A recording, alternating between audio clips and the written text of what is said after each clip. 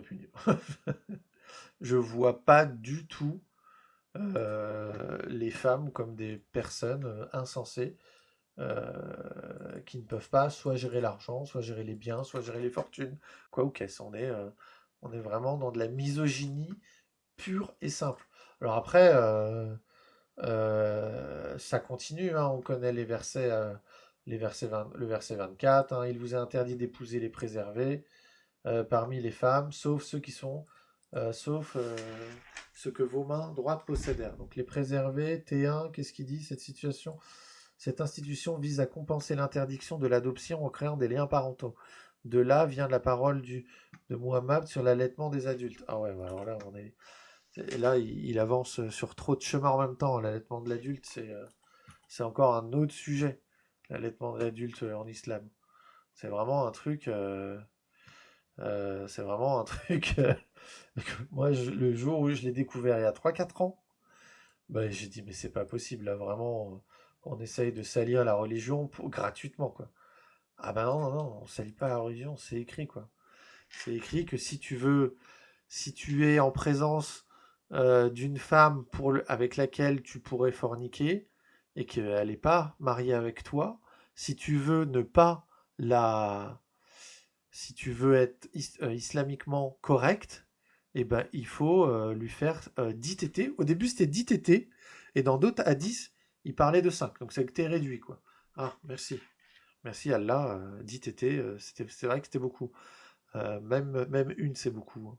Et donc, ouais, c'est vraiment des choses, euh, des choses qui sont vraiment très bizarres. On voit vraiment il y a rien de divin là-dedans, quoi. On est dans des pratiques moyenâgeuses pour justifier un soi-disant divin, quoi. Hein, on est vraiment, vraiment très très très très bas dans l'échelle du Moyen Âge, hein. On est vraiment très archaïque, hein, en tout cas, hein. Donc ouais, voilà. Donc là, on avait la sourate des femmes, qui est en fait la 92e révélée sur 114 ou 116, je sais plus exactement. Donc on a pas mal de choses, hein.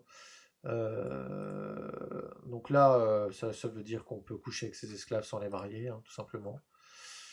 Et puis la fameuse 434, les hommes s'élèvent au-dessus des femmes parce que Dieu a favorisé certains par rapport à d'autres, et ceux dont ils ont dépensé leur fortune. Les femmes vertueuses sont dévouées et gardent le secret que Dieu a gardé pour elles. Alors ça, moi je l'ai interprété sur ce qui se passe à la maison, ça reste à la maison.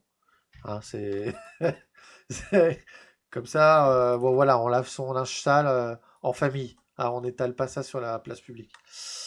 Et donc, celles dont vous craignez la dissension, la désobéissance, exhortez-les, abandonnez-les dans leur lit ou leur couche et frappez-les. Si elles vous obéissent, ne recherchez plus de voix contre elles.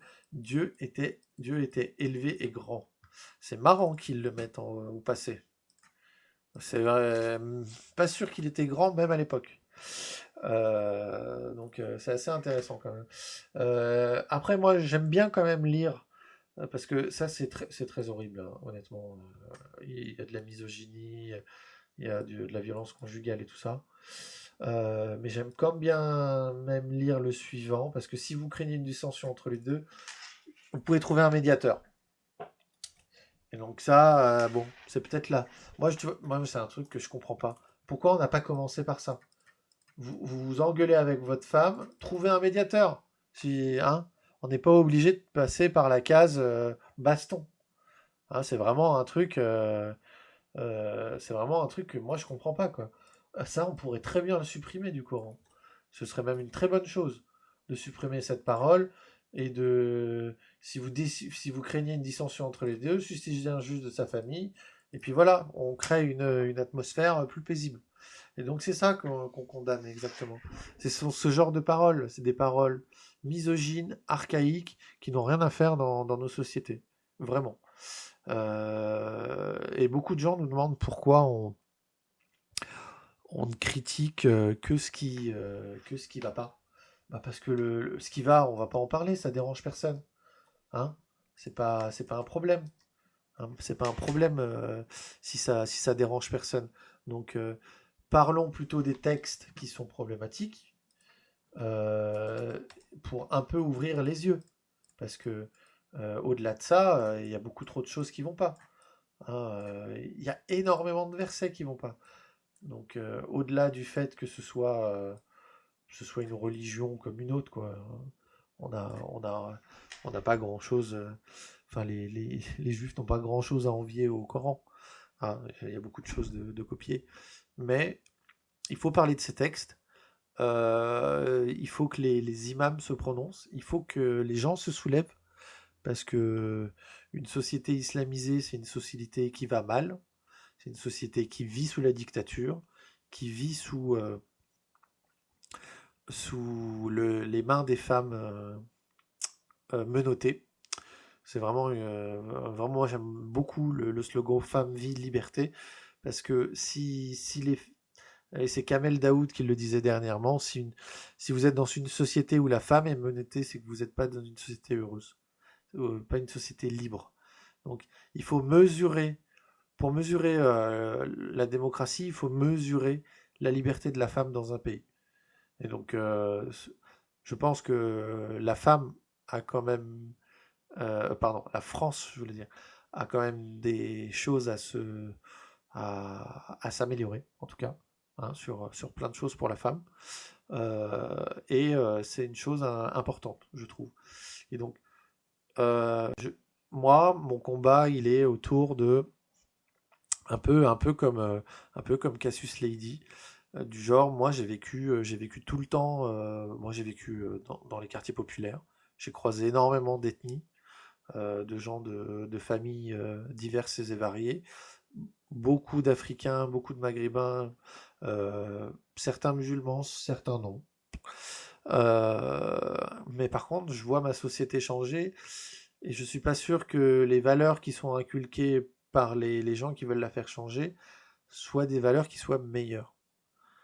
Parce que la religiosité de ces gens-là amène des valeurs qui ne sont pas celle pour laquelle je pense euh, va nous amener vers un avenir plus radieux. Il y a beaucoup de choses qui vont pas. C'est pas pour revenir plus de 100 ans en arrière, voire 200, 300 ans en arrière sur la religiosité des gens. La religiosité des gens, pour moi, c'est quelque chose qui s'applique chez soi. C'est pas quelque chose le prosélytisme, t'as le droit de le faire, y a pas de problème. Mais t'as aussi le droit d'accepter la critique. Donc quand on critique un texte qui dit que l'homme s'élève au-dessus des femmes, eh ben, il faut l'accepter. Il faut l'accepter que dans nos sociétés, on n'accepte pas ce genre de texte. Et encore moins, on n'accepte pas ce genre de texte parce que on a une constitution, on a une déclaration universelle des droits de l'homme qui met tous les êtres humains au même niveau. Et c'est pas un texte écrit il y a 1400 ans qui se dit divin et qui n'a rien de divin, honnêtement. Rien de divin du tout. Qui, euh, qui, euh, qui, euh, qui va remplacer notre constitution, nos droits de l'homme. Et ça, c'est très important, je pense, de le souligner, parce que c'est pas une question de couleur de peau, c'est pas une question de pays, c'est une question de valeur. Quelle valeur vous voulez pour, euh, pour ce monde? Je pense qu'on a fait beaucoup de progrès, il y en a encore beaucoup à faire, et il y a encore euh, beaucoup à faire en France, hein, notamment. Moi, je suis partisan de, de- d'aider les gens là où ils sont, parce que j'estime que la démocratie, elle est aussi pour tout le monde, et que les gens qui viennent dans nos pays, ils y viennent pas de gaieté de cœur. C'est-à-dire qu'ils s'arrachent à leur famille, qu'ils s'arrachent à leurs amis, et je pense que ces gens-là, s'ils ne trouvent pas la paix, le travail, la paix et tout ça, eh ben, ça les rend encore plus malheureux. Et du coup, ils seraient peut-être plus heureux chez eux à côtoyer leur famille, leurs amis, sans être déchirés de leur patrie. Parce que je pense que partir de chez soi en dépit et pas par envie, c'est le pire. Moi, j'ai aucun problème que les gens viennent dans les pays occidentaux pour pour, euh, pour vivre. Mais faut que les gens ils en aient envie. C'est-à-dire que s'ils sont arrachés à leur terre, ça se passera peut-être pas bien. Et c'est aussi ça. Moi, je préfère aller aider les gens là-bas, faire des dons à des associations qui aident des projets humanitaires là-bas, plutôt que les gens se déracinent de chez eux et se retrouvent un peu perdus avec des valeurs qu'ils ne comprennent pas, peut-être parfois qui ne respectent pas. Donc, moi, je vis pour une société de valeurs, de liberté, de fraternité et d'égalité. Et tous ceux qui adeptent aux valeurs, à ces valeurs-là, sont le bienvenu, évidemment, peu importe leur couleur de peau. Donc ça, c'était un petit peu l'aparté un petit peu idéologique de pourquoi je trouve que c'est important de se lever, de lever sa voix contre ce genre de textes, des textes très problématiques, hein. Il n'y a aucun problème à critiquer ces textes, hein. Il faut se le mettre dans la tête, hein. Il faut que le sujet soit un peu étalé sur la place publique parce que beaucoup de gens, notamment chez les indigénistes, ont compris que si on laisse passer la critique du texte, leur vision du monde à eux, donc qui n'est pas la nôtre, et c'est ça qu'il faut comprendre, leur vision du monde à eux, eh ben, va être grandement, mais grandement chamboulée. Vraiment chamboulée, et que cette société de valeurs à laquelle on, on tend, eh ben, elle va être supérieure à leurs valeurs. Et donc voilà, je pense que c'était important de passer un petit peu de temps sur la sourate des femmes et un petit peu les explications de Christophe Luxembourg. Mais voilà, moi je parlais vraiment d'une société de valeurs de vivre ensemble, de liberté, de fraternité, de solidarité. Donc c'était vraiment quelque chose qui m'anime. Il y a des choses que j'ai pris conscience parce qu'il y a beaucoup de textes que je connaissais depuis plus longtemps. Mais du fait que je sois blanc, européen, je me sentais pas trop légitime de parler de tout ça. Mais en fait, en réfléchissant, en écoutant les avis des uns des autres, je me dis, si je parle pas, si je dénonce pas, je suis un peu complice. Et si j'arrive dans une situation qui ne me convient pas, bah, je serai fautif. Et ça, c'est quelque chose que j'avais du mal à accepter pour moi. J'avais du mal à accepter pour moi et je voulais quelque chose de vraiment, comment dire, de vraiment honnête pour moi-même et et honnête pour le mode de vie que j'estime le mieux. Donc le mieux veut pas dire parfait, mais le mieux. Donc moi je vous encourage tous à parler, je vous encourage tous même à ouvrir vos micros, vos caméras si possible, pour lever la parole. Vraiment lever la parole et, euh, et, euh, et se lever contre les choses, on va dire, irrationnelles et logiques. Donc il y a pas mal de choses que je trouve irrationnelles et logiques en ce moment. On a pas mal de choses autour des complotistes, des platistes et tout ça. Les religions reviennent. Donc on retrouve un petit peu des autorités qui avaient un petit peu disparu et qui étaient restées plutôt dans la tête des gens. Et les réseaux sociaux ont un peu délié toutes ces langues et permis à ces gens-là de s'exprimer. Et ils ont le droit, mais ils ont surtout le droit d'accepter qu'on n'y croit pas et de le dire. Donc moi je trouve que les religions font exactement partie de la même sphère que les gens qui sont platistes, qui essayent de vous manipuler, de vous faire peur, de vous faire comprendre que il y a quelque chose, ils possèdent pardon quelque chose qui est, ils possèdent une vérité que les autres n'ont pas. Et ça, c'est exactement ce que fait les religions. Et les platistes, ils utilisent très très bien cet argument, hein. Nous, on sait, les autres vous mentent. Et ben, c'est exactement pareil dans les religions, hein. eux, ils ont la vérité et le reste des religions mentent. Donc, sur plus de 4000 religions sur Terre, laquelle est la bonne, hein, parce qu'elles disent souvent beaucoup de choses identiques, et donc c'est quelque chose sur lequel il faut se pencher durablement pour pas finir dans une société où il n'y a que des croyants, parce que la croyance fait souvent, ça part d'un bon sentiment, hein. Moi, je crois vraiment que l'enfer est pavé de bons sentiments, hein. Donc, c'est-à-dire l'enfer sur Terre, hein. C'est-à-dire qu'il y a des gens qui pensaient faire des bonnes choses, et finalement, en fait, on s'aperçoit qu'elles ont fait des choses horribles. Et ben, le croyant, il pense faire des bonnes choses en promouvant, par exemple, ce texte, le texte du Coran.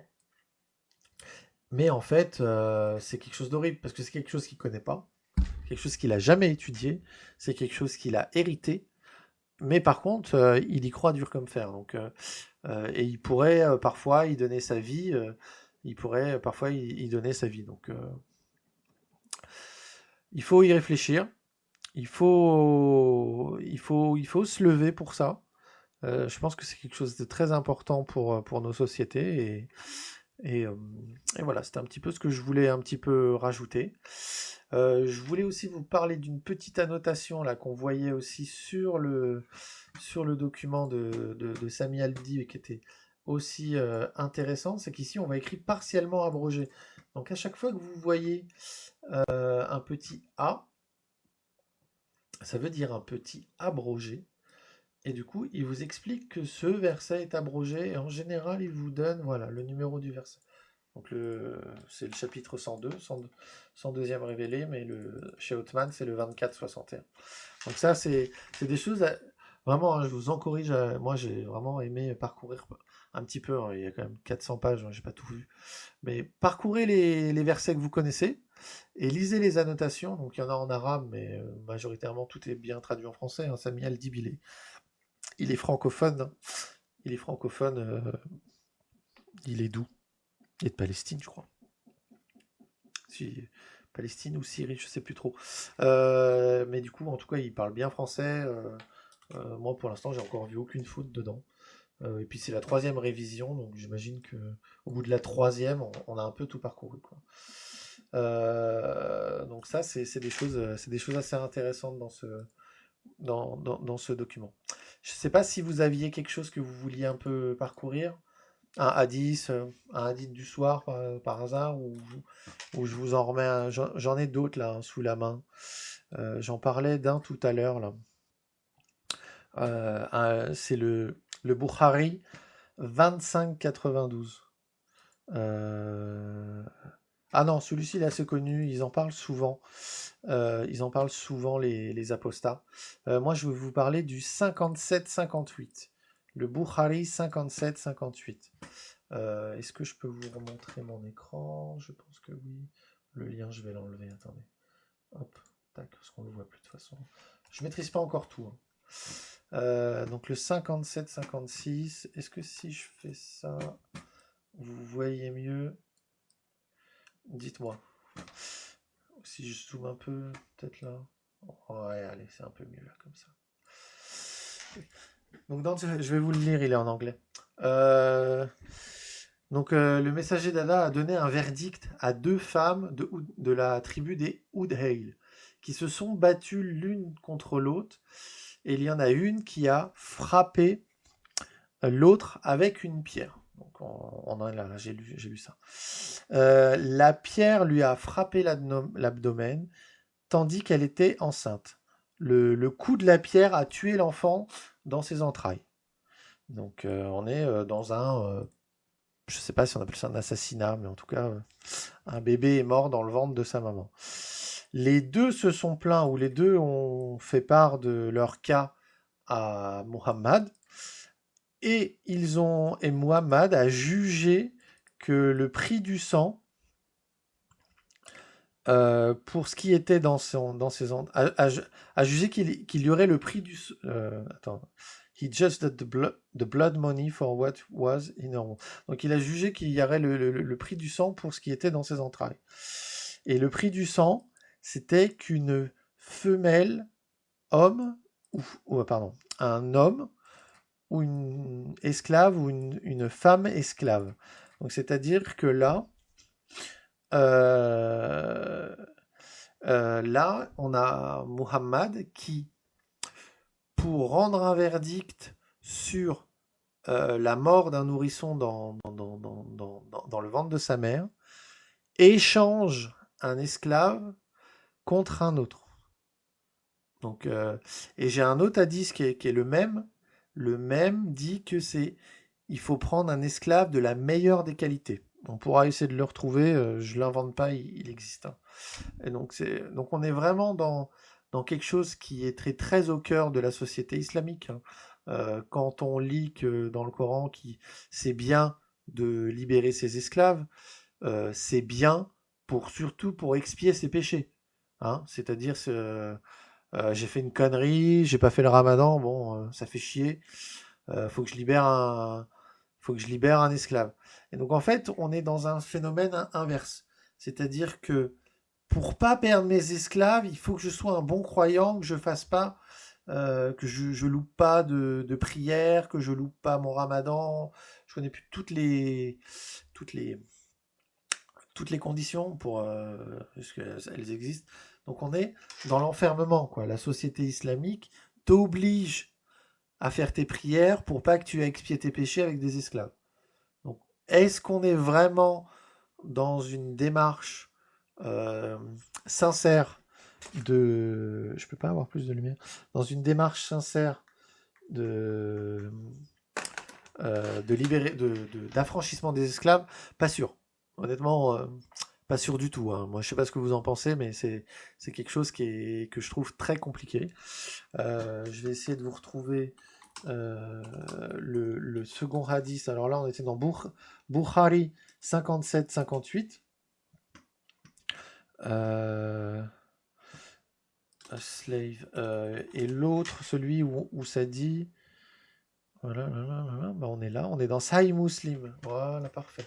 Ouais, direct, quoi. Donc on est toujours sur le même récit. Hein. On n'a rien changé. Hein. Je sais plus qui était l'autre rapporteur.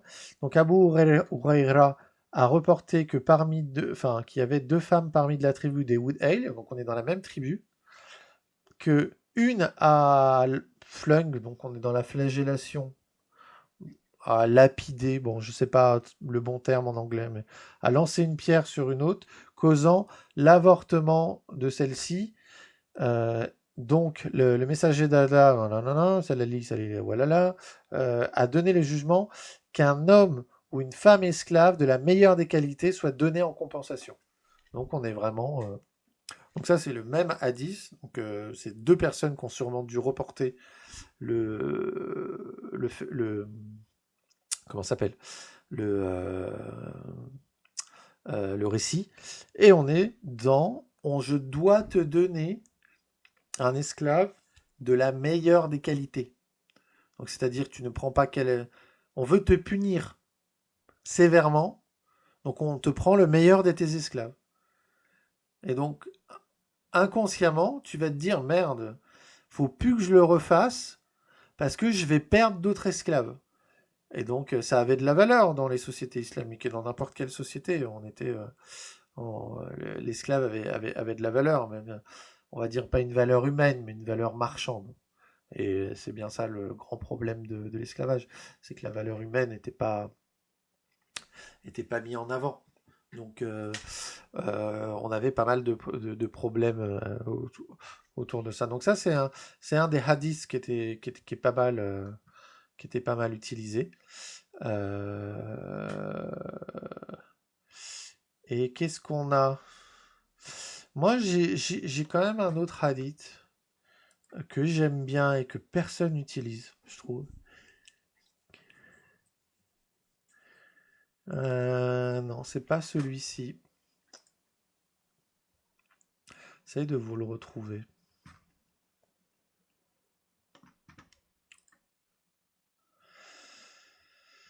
Ouais.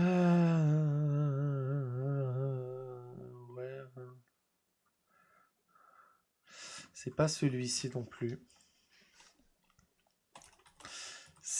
c'est un hadith un peu obscur. Celui-ci, il est drôle, regardez. Donc l'heure, c'est le jugement dernier. Donc le jugement donc the hour, c'est pour ça qu'il y a un H majuscule. Donc c'est l'heure du jugement dernier ne sera pas établie jusqu'à ce que les fesses des femmes de la tribu de Daous bougent autour de Dhul Khalasa. Et ça, je vais vous en parler juste après sur Dhul Khalasa. Et donc, ils disent que Dhul Khalasa, c'était les idoles de Daous, de la tribu des Daous, qui idolâtraient, qui vénéraient, to worship, qui vénéraient dans la période pré-islamique des idoles, en gros. Mais c'est pas ça qui est intéressant. C'est pas ce truc-là qui est intéressant. Hein, la chose qui est intéressante, c'est celui-ci. Et donc c'est celui-ci. Ah, c'est dommage, tout le monde est parti. Bon, merci en tout cas d'avoir suivi. Mais bon, je vais juste finir. Celui-ci est très intéressant parce que il y avait une maison qui s'appelait Dhul Khalasa dans la période pré-islamique. Et elle était appelée la Kaaba du Yémen. Al-Kaaba al-Yamaniya ou Al-Kaaba al-Shamaïya. Et donc du coup, l'apôtre d'Allah a dit: allez-vous me débarrasser, on va dire, me soulager, on va dire. Allez-vous me soulager de Dhul Khalasa.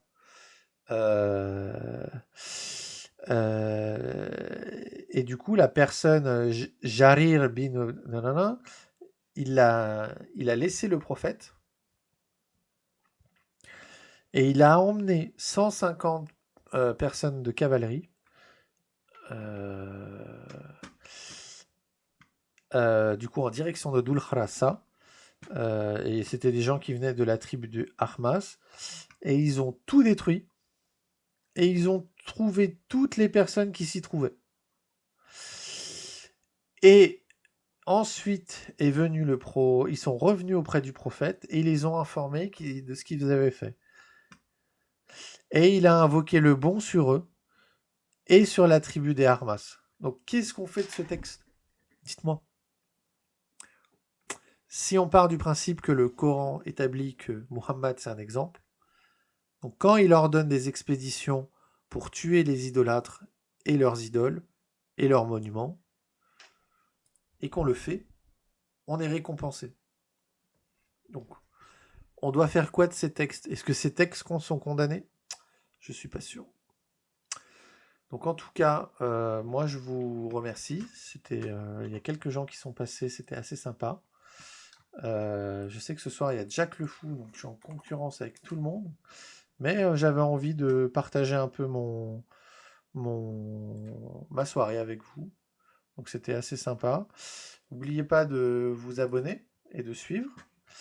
Et on aura l'occasion de se retrouver, de parler d'autres textes, de condamner d'autres textes concernant l'islam, quoi. Donc merci à vous et passez une bonne soirée.